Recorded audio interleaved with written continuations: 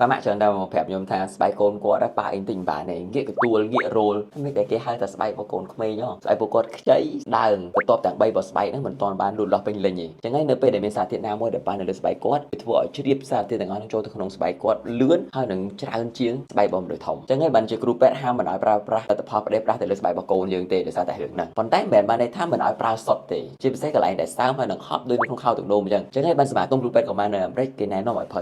ក្រែមនៅលើស្បែកនៅក្នុងខោទឹកនោមដើម្បីការពារកុំឲ្យទឹកនោមនិងលាមករបស់គាត់ប៉ះជាមួយស្បែកកូនយើងផ្ទាល់អញ្ចឹងវាអត់ធ្វើឲ្យរលាករោលទេហើយនៅពេលដែលប្រើគឺត្រូវតែប្រើឲ្យរៀងក្រាស់បន្តិចព្រោះអីយើងចង់ឲ្យវាខ្លាយទៅជារនាំងការពារស្បែករបស់កូនយើងអញ្ចឹងបើសិនជាប្រើស្ដើងពេកវាដូចអត់បានការពារអីអញ្ចឹងនៅពេលដែលរើសគ្រីមមកប្រើគួរតែរើសគ្រីមណាដែលអត់អាឡែហ្ស៊ីអត់មានលក្ខអត់មានក្លិនជាពិសេសគួរតែរើសយកគ្រីមណាដែលមានសារជាតិ Dexpontanol ឬក៏ Provitamin B5 ជួយផ្ដល់សំណើមដល់ស្បែករបស់កូនយើងបន្ថែមទៀតដូចនៅក្នុងបែបបង្ការ Baby Ointment អញ្ចឹងអូគ្រីមនេះមិនមែនតតែលាបបន្លាបទេណាកូនអត់រលាកក៏ត្រូវតែលាបដែរដើម្បីលាបការពារឲ្យហើយអូខេ